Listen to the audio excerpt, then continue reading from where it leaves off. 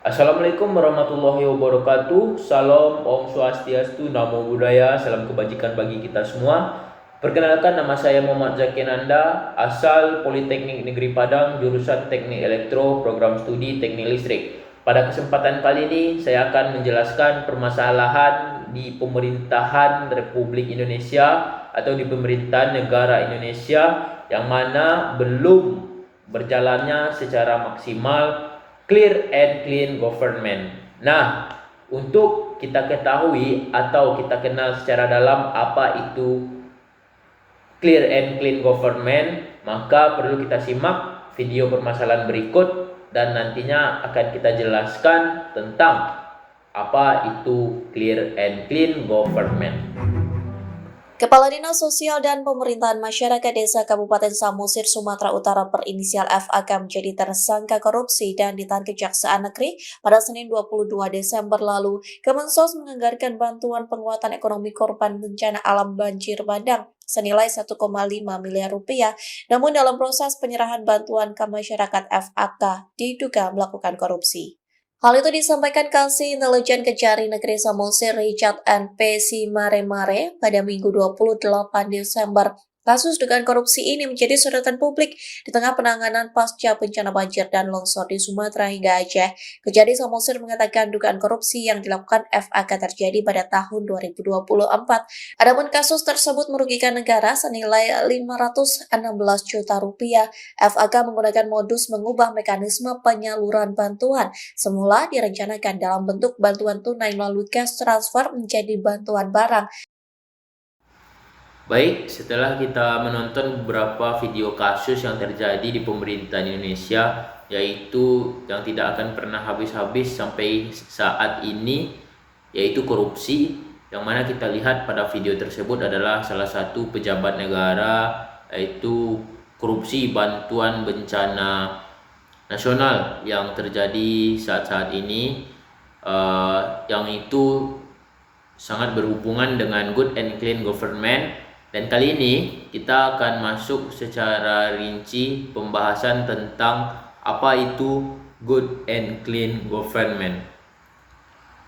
Yang pertama itu kita dengar kata good government adalah pemerintahan yang dijalankan secara efektif, efisien, transparan, dan profesional. Sedangkan ada clean government adalah pemerintahan yang bersih dari praktik KKN atau sering kita dengar dengan KKN, yaitu korupsi, kolusi, dan nepotisme. Selanjutnya adalah good and clean government, perpaduan dari good government dan clean government, yaitu merupakan dua hal yang tidak dapat dipisahkan. Mengapa? Karena pemerintahan yang baik tanpa kebersihan akan rentan terhadap penyimpangan, sedangkan pemerintahan yang bersih tanpa tata kelola yang baik tidak akan berjalan efektif. Nah, tujuan dari good and clean government itu sendiri adalah yang pertama, mewujudkan kesejahteraan masyarakat. Pemerintahan dijalankan untuk memenuhi kebutuhan rakyat dan meningkatkan kualitas hidup masyarakat. Yang kedua, meningkatkan kualitas pelayanan publik dengan pelayanan diberikan secara cepat, adil, dan mudah diakses tanpa didiskriminasi. Yang ketiga, mencegah korupsi, kolusi, dan nepotisme atau KKN. Itulah sistem pemerintahan yang bersih dapat menutup peluang penyalahgunaan kekuasaan. Yang keempat, meningkatkan kepercayaan masyarakat terhadap pemerintah. Nah, jadi pada saat sekarang ada survei lembaga yang membuktikan bahwasanya masyarakat sudah sangat tidak percaya dengan lembaga pemerintahan. Karena pemerintahan yang jujur dan transparan membuat masyarakat percaya dan patuh pada kebijakan. Nah, salah satunya membuat masyarakat tidak percaya itu adalah masih banyaknya korupsi yang terjadi pada hari-hari ini, yang terjadi pada saat sekarang ini. Contohnya korupsi bantuan bencana. Nah, yang kelima adalah menjamin keadilan dan kepastian hukum. Nah, tujuan yang terakhir dari good and clean government ini adalah untuk menjamin keadilan dan kepastian hukum. Hukum ditegakkan secara adil tanpa pandang bulu bagi seluruh warga negara. Nah, adapun prinsip-prinsip government itu sendiri. Yang pertama itu adalah transparansi. Pemerintah terbuka dalam pengambilan keputusan. Informasi mudah diakses masyarakat. Contoh, laporan anggaran bisa dilihat oleh publik. Yang B ada akuntabilitas.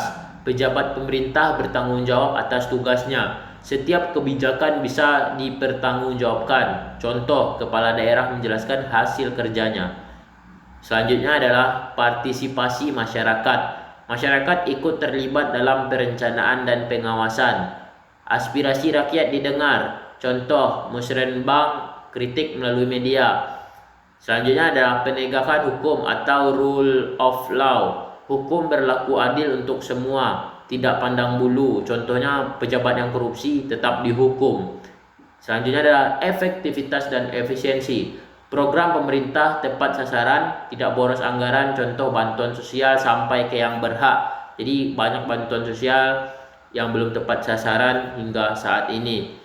Yang F ada keadilan, menjunjung hak asasi manusia. Semua warga mendapat perlakuan yang sama. Hak asasi manusia dihormati. Contoh, tidak didiskriminasi disabilitas, suku, agama. Selanjutnya adalah profesionalisme. Aparatur bekerja sesuai keahlian, tidak asal tunjuk jabatan. Contoh, rekrutmen PNS lewat seleksi. Nah, ciri-ciri clear and clean government. Yang pertama adalah bebas dari korupsi. Pemerintah tidak menyalahgunakan kekuasaan untuk keuntungan pribadi. Setiap pengelolaan anggaran dilakukan secara jujur dan sesuai aturan. Tidak ada kolusi. Tidak terjadi kerjasama ilegal antar pejabat dan pihak tertentu untuk mendapatkan keuntungan bersama yang merugikan negara. Yang ketiga adalah tidak ada nepotisme. Jabatan dan fasilitas negara tidak diberikan berdasarkan hubungan keluarga atau kedekatan pribadi, tetapi berdasarkan kemampuan dan prestasi. Yang selanjutnya D, transparan dalam pengelolaan pemerintahan. Setiap kebijakan, anggaran dan program pemerintah terbuka untuk diketahui dan diawasi oleh masyarakat. Selanjutnya patuh terhadap hukum. Semua kebijakan dan tindakan pemerintah sesuai dengan hukum yang berlaku dan tidak melanggar peraturan perundang-undangan. Nah, peran masyarakat. Yang pertama adalah mengawasi kinerja pemerintah. Masyarakat berperan mengontrol jalannya pemerintahan agar tidak terjadi penyimpangan. Contoh, memantau penggunaan anggaran, menyampaikan kritik atau laporan. Berpartisipasi dalam proses demokrasi. Masyarakat ikut terlibat dalam pengambilan keputusan publik. Contoh, mengikuti musrenbang, memberikan aspirasi, menggunakan hak pilih. Dan menolak dan melawan korupsi. Masyarakat tidak memberi atau menerima suap serta berani melaporkan tindakan KKN. Contohnya, melapor ke pihak berwenang atau melalui layanan pengaduan. Implementasi good and clean government. Yang pertama, pemberantasan korupsi. Pemerintah membentuk lembaga dan sistem untuk mencegah serta menindak korupsi agar pengelolaan negara lebih bersih dan jujur. Komisi Pemberantasan Korupsi atau KPK dibentuk untuk memberantas tindak pidana korupsi yang merugikan negara dan merusak kepercayaan masyarakat. KPK lahir karena penanganan korupsi oleh lembaga yang ada sebelumnya dinilai belum efektif. KPK dibentuk berdasarkan Undang-Undang Nomor 30 Tahun 2002 dan bertugas melakukan pencegahan serta penindakan korupsi guna mewujudkan pemerintahan yang bersih, transparan, dan akuntabel.